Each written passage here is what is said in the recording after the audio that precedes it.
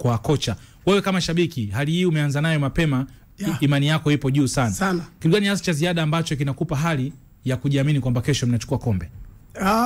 Mimi binafsi kama Jabili, kipo anaweza kinani nipa jeuri au kiburi ni jinsi gani wachezaji wa Simba wamekuwa na umoja kupambana kwenye pichi. Hicho kikubwa nakiona zaidi kwa sababu hakuna wachezaji ambao wanapambana kwenye pichi kwa mwaka huu kwa Tanzania, kwa timu, kwa vilabu kama wachezaji wa Simba. Wamepambana mno kwa sababu umeona wamecheza vizuri katika mashindano, wamecheza katika ligi vizuri na mashindano mengine pia wanacheza vizuri. Kwa hiyo ukiona hali hiyo maana wachezaji wanacheza vizuri, lakini kubwa zaidi ni kwa wazee wa Simba. Hilo nalo lipo. Wazee wa Simba nao. Na mimi jana kama mchungaji alivyopokea taarifa katika mikoa tofauti, na mimi nimepokea taarifa kwa wazee wa Simba wakiongozwa na mzee Kadugudu, wamesema kombe linabakia katika visiwa vya Zanzibar na Tanzania na Jamhuri ya Muungano wa Tanzania kwa ujumla. Sasa wala wazee sasa au mpira, unajua mchungaji katuambia maombi, wao wazee wanatuaminisha vipi kwamba hilo kombe linabakieje? Mchungaji kasema yeye watu wanasali kwenye maono na liona kombe. Wazee wao wanatuhakikishia vipi kama kombe linabaki? Wakati mzee mwingine Field Marshal tumemwona kule anawaka kwamba tukikosa kombe tukikuona uwanjani utoki.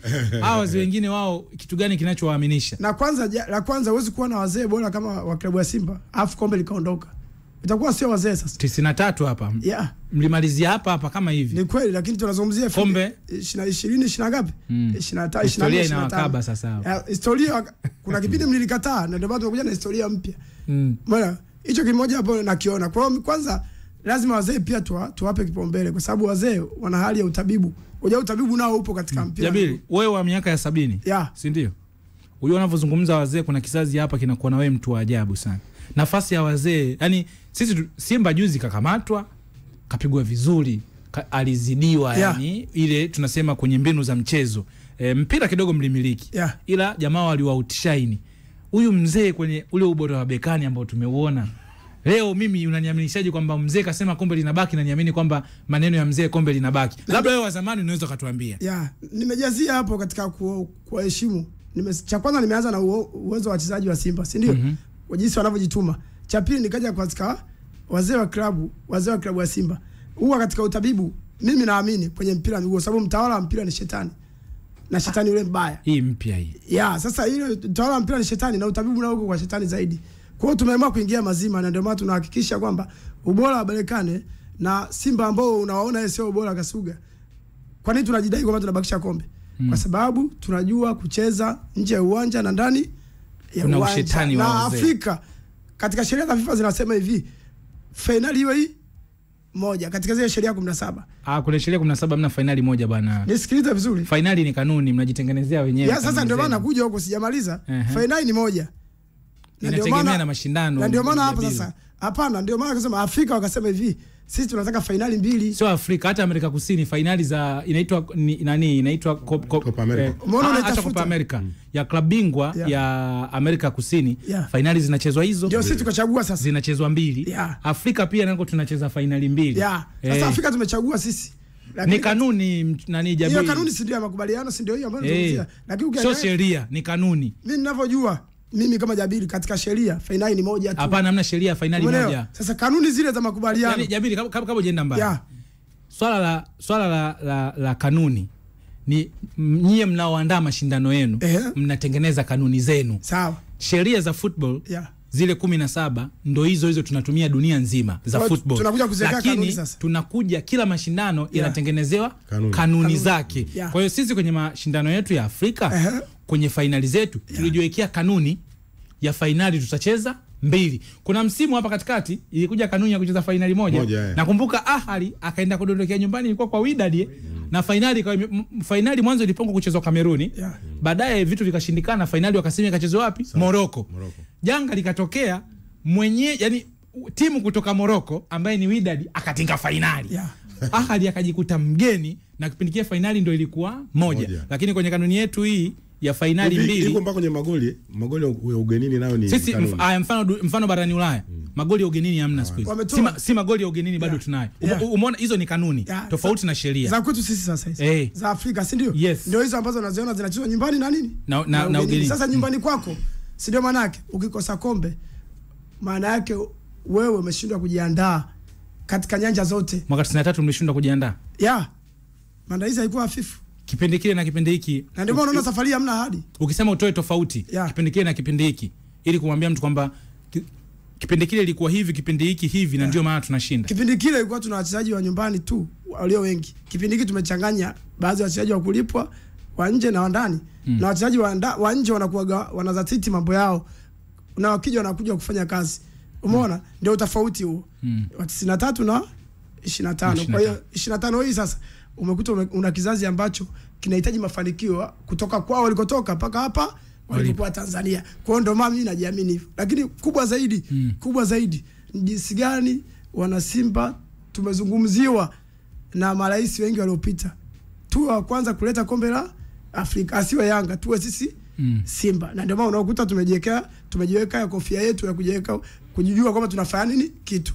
Hicho nacho sasa kinakuja kuleta baadaye baada ya kufanikiwa. Na kingine jinsi gani sasa tajiri au na viongozi wa Simba wamekuwa kitu hiki kimoja. Na ndio ile sera ya Simba nguvu moja inafanyaje inakuja. Ndio maana sasa hizi hapa inabidi mtazalishe mchungaji au maombi yake yamefanikiwa, na mpaka sasa hivi mchungaji mimi simdai, lakini mwisho wa kuchukua taji watakuja kunufaika watu wengine, afu hata jisahau kwa sababu anajirudisha nyuma katika kuwaambia watu walisia anapokuwa kwenye mic kama hizi. Anajirudishaje? Kwa nini? Hataki kuzungumza vile vitu ambavyo baadaye anatakiwa avipate. Mfano kama neno la shukrani. Inatakiwa ipate shukrani mpaka sasa hivi hapa alipo. Shukrani kwa maana? Kwa maana ya kumsupport kwa lile ambao amelifanya yeye. Kwa sababu unajua anapoongea mtu, mchungaji apewe sadaka. Hiyo neno sadaka, shukrani ina nyanja nyingi. Kuna shukrani pia ya kumuita mchungaji, umeelewa? Kumwambia bwana asante sana kwa neno lako. Mwenyekiti kuna kodi anayo hapo hataki kuitoa. Yaani kile kukea, nisaidie kitu kimoja. Mimi nishamwambia hata siku nyingi mimi sihitaji sadaka. Nishasema siku nyingi. Sihitaji sadaka ya mtu. Pili, mimi sio mtu kujikweza. Sasa hivi wametokea manabii wengi ambao kwenye finali wameonekana lakini hawakuanza na timu. Kwenye finali wanakuja kutabiri. Lakini kwenye makundi, si kwenye kipindi ambacho Simba alikuwa na aso, hawakuepo. Lakini sasa hivi tunawaona kwenye finali kama mtu. Subiri kwanza. Subiri kwanza. Mchungaji, wewe ni shabiki wa Simba. Hatusemi kwamba wanatakiwa unufaike na Simba. Unachokifanya kuna eneo klabu inatambua, yani hii ya masa yako. Maana kwenye kodi anayopiga hapa mwenyekiti inaonekana kama kuna kitu upati hivi. Kwanza ukishakuwa mwanachama wa Simba. Ukishakuwa mwanachama wa Simba ni kwamba wewe kazi yako wewe ni kuisupport timu yako ili ifanye nini? Ifanikiwe. Ndio hicho ambacho mimi nakifanya. Sasa kuna watu waga wengine wanafanya vitu kwa kutaka vitu. Ndio shida inapokuja. Mimi nikitaka vitu singejipendekeza tu. Lakini mimi sina mdau hata kimoja. Haya mchungaji, mapambano yamekuwa ni mengi sana. Kitu gani ambacho ungependa kuona kwenye mchezo wa finali kesho ambacho naamini kitawapa ubingwa? Kesho kuna vitu vya kubadilika. Mfano, tumeona mechi kama 4-5 kipa wetu anaruhusu magoli. Ndio sehemu hiyo namba 1 inabidi ifanywe marekebisho sana. Mechi 4-5 mpaka za ligi na za kombe la shirikisho tumeona mapema sana anaruhusu magoli. Ni kitu cha kufanyia kazi. Pili, nafasi. Kesho watu wakipata nafasi wajaribu kuscore. Kwa sababu Simba inatengeneza nafasi nyingi lakini watu kuscore inakuwa ni shida. Ndio sehemu ambapo mwalimu inabidi aifanyie kazi kwamba mechi kama hizo za finali ukipata nafasi moja inaweza sijirudie. Kwa ukipata nafasi moja wachezaji waweze kuitumia. Ndio kitu ambacho mwalimu kesho inabidi akifanye. Pili, kuhusu sehemu ya beki. Swala la kudelay, kuondoa mipira. Nao wawe sharp kwa sababu angalia hata juzi goli leo tulilofungwa Abdulrazak pale delay mtu akaja akanyang'anya akaenda akascore goal. Kwa hiyo kuna vitu ambavyo inabidi vibadilike siku ya kesho ili finali iwe nyepesi. Lakini kama yataendelea yale siku zote, wanaweza kutoa na goli moja na kutoa kwa goli moja mlima unazidi kuwa mkubwa zaidi. Kwa hiyo kesho Simba inatakiwa kwanza dakika 10 za mwanzoni washambulie kwa nguvu zote ili tuweze kupata goli. And then kwenye dakika 25 30 wapata goli la pili. Mpaka tuenda half time zote tunaongoza goli 2. Ili tukija kipindi cha pili ndio tunaanza kaamua kupata goli moja au tukaishia hata 2-2 tukaamua hata kwa penalty. Lakini kesho kitu kikubwa Simba ni kuruhusu magoli ya mwanzo. Tumeona mechi hizi 4-5 wanaruhusu. Sasa hii mwalimu alifanyia kazi kuliko sehemu yote. Elbo unaweza kusijia kwenye mic hapa tuweze kusikia kile ambacho na wewe unacho kabla ya kupata mapumziko hapa kwa sababu matumaini maoni yamekuwa ni mengi. Tumesikia mchungaji na mwenyekiti pale Jabil wakizungumza kuna eneo Jofu alikuwa aamini. Yes. Jambo kubwa zaidi ni hii quality ambayo anayo RS Berkane. Yeah. Jana tulikuwa tunazungumza hapa rekodi yake kwenye mashindano, mechi iliyopita dhidi ya Constantine, mechi ya nusu finali ya pili na mchezo pekee ambaye kapoteza.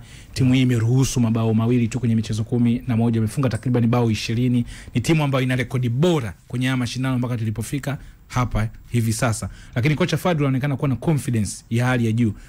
Simba ana uziada wa kuweza kupindua ubora huu wa Berkane ambao tumeuona, ambao kwenye numbers yanamzidi Simba.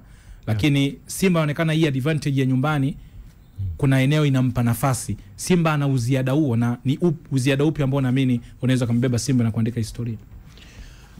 Wachezaji ni wale wale. Uziada unakuja kwenye mwalimu atakuja na mbinu gani ya kukabili ubora wa RS Berkane. Hicho ni kitu kikubwa zaidi ambacho nakisubiria kukiona kesho, kwa sababu first 11 yake imeshajulikana na katika mechi nyingi amekuwa akianza nayo. Hivyo inapokuwa imeshindikana, inawezekana struggle kupata plan B ya kuweza kushinda mchezo. Inawezekana ukapata plan B ya kubalance mchezo. Inawezekana ushafungwa goli moja, goli mbili, ukafanya sababu zika balance matokeo, lakini usishinde, ikaepusha kufungwa magoli mengi kama ambavyo ilitokea ugenini. Ningekuwa Fadlu, ninachokiona ubora wa RS Berkane upo kwenye eneo la katikati pamoja na winga. Eneo hatari zaidi kwa RS Berkane, kwa maana nidhamu ya viungo kama Kamara, namna unavyoziona space za mawinga na mshambuliaji, na zile pasi za maelekezo. Kwa maana hapa mbele yangu kuna viungo wawili, navukisha vipi mpira ufike kwenye box la mpinzani, lakini sio tu kufika, uwe kwenye space ambayo winga atakayekuwa ana cut in akutane na hiyo pass, na hata magoli yalitokana.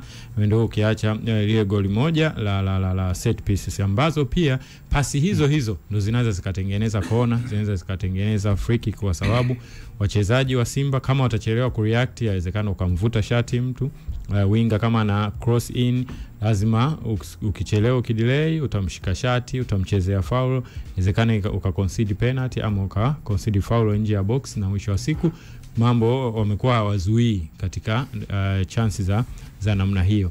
Kesho kama Abdulrazak Hamza yuko fit, ningekuwa Fadlu naanza na mabeki wakati watatu.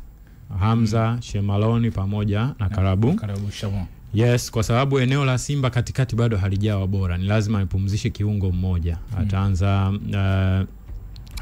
Kagoma, Ngoma anapumzika, unakuwa na mabeki watatu wakati, ili kuruhusu, kwa sababu ubora wa Simba upo pembeni, upo kwa Mpanzu pamoja na Kibu. Katikati bado Simba haijawa timu tishio kwamba inaweza kapiga through ball kali za kutisha ama kumchanganya kwa pasi za haraka mpinzani. Katikati bado inategemea lishe kwa Mpanzu pamoja na Kibu Dennis. Bila kuwapatia lishe hawa, wakigeuka kuwa wakabaji wa mawinga ama mabeki wa timu pinzani wa pembeni, timu yako haitafunga magoli. Maana yake nini? Unapoanza na mabeki wakati, unawaruhusu Shomari Kapombe pamoja na Mohamed Hussein wasogeze huduma kwa Elim Panzu pamoja na Kibu Dennis, lakini pia kuzuia hawa mabeki wa timu pinzani wasisogee kwenye hafu yako. Manake utakuwa salama muda mwingi, lakini pia utawaruhusu hawa mawingback wako wasogee juu zaidi. Baada kusogea hapo, Kagoma unamwachia eneo la kufanya kazi za roho mbaya katikati, afu build up yako yote inatokea pembeni, kwa sababu Kibu ana uwezo wa kuingia ndani, Elim Panzu ana uwezo wa kukati in, watakuja wasaidiane eneo la juu pamoja na Jean Charles Ahoua, kwa sababu huku tayari kutakuwa na mabeki wanaoziba magepu huku pembeni, na nyuma utakuwa na mabeki watatu, hauvuji sana. Hiyo ndio mbinu ambayo naiona itasaidia kutengeneza magoli kwa Simba. Lakini kama ataanza flat na Yusuf Kagoma pamoja na Fabrice Ngoma, ni ngumu kutengeneza space, kwa sababu imekuwa hazitengenezwi hizo nafasi. Lakini ukimtoa Ngoma elbow, wana Simba wenyewe watakwambia hatutakuwa hatuna player maker. Ndio nakuja huko. Maana yake hiyo itakuwa ni kukaba tu, hiyo mtu akusambana mpira. Sababu Ngoma of course unaziba nafasi kwa ubora wa RS Berkane. Ukikutana na mpinzani flat, sema kwambia kilichotokea ugenini sio unakikumbuka. Ni kucheza flat tu, yani kwamba uko nomo. Kwamba hii ni mechi kama mechi ya kawaida. Yes, lakini sijilindi sana kucheza kawaida. Unazuia kwa sababu upo kwenye hatari. Yani aliyeko kwenye hatari ni Simba. Cha kwanza ni kuhakikisha huyu hapandishi mlima. Lakini eneo lako bora ni lipi? Eneo la Simba kama nilivyosema ni pembeni. Lazima uhakikishe Elim Panzu na Kibu kesho hawachezi mechi flat. wanacheza mechi ya kushambulia. Yaani wao hawahusiki tena na swala la kulinda. Ndio maana yangu kwamba ukiwa na mabeki wakati Mohamed Hussein, Shomari Kapombe watafanya kazi ya kusogea juu zaidi, huku ukiwa na eneo lako salama ambayo katikati hutopategemea. Ila mawinga ndo watakao cut in kuingia ndani, huku Chaza akibadilishana space na winga mmoja. Kama upande wa kulia ataegemea huko, kama movement inapita kushoto ataegemea huko. Yusuf Kagoma yuko eneo la wazi na beki wakati mmoja. Kama Kapombe hajapanda, beki anaweza akasogea juu zaidi kama namba 6, Yusuf Kagoma akaendelea kusogea. Kipindi cha pili kama umeshapata ulichokipata, umeshapata goli moja, umeshapata goli mbili, unahitaji playmaker sasa ili umiliki mpira na kuituliza mechi. Ukafanya sabu maybe ya Ngoma pamoja na Mavambo, inawezekana ukaingiza au na winga mmoja kwa ajili ya kwenda kuongeza nguvu ili Elim Panzo aingie kati. Kama ukiingiza Kibu Denis unaweza kumhamishia kushoto, ukaingiza Balua upande wa kulia, akaongeza nguvu katikati, na mwisho wa siku ukawa unalitafuta goli huku wewe unalinda kwa usalama ili usipandishe mlima na timu yako ikawa salama muda wote. Ndio namna ya kupishana na ubora wa RS Berkane. Lakini ukienda kuicheza flat, energy ya Ngoma ni mzuri akiwa na mpira. Wote tukubaliane.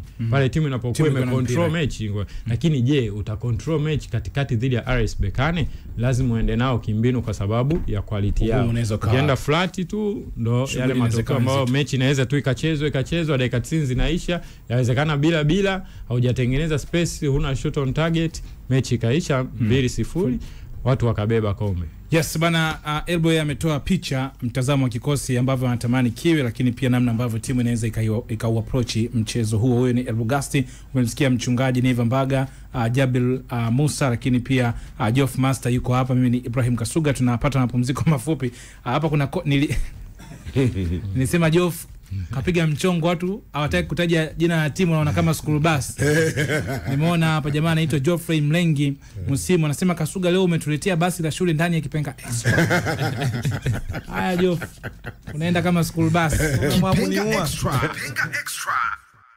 99.0 East Africa Radio. East Africa Radio, Kampala.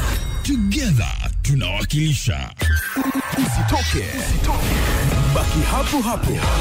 Tunalipa bill dakika 0 tu. Tunarudi. Zamani nilikuwa napoteza muda mwingi sana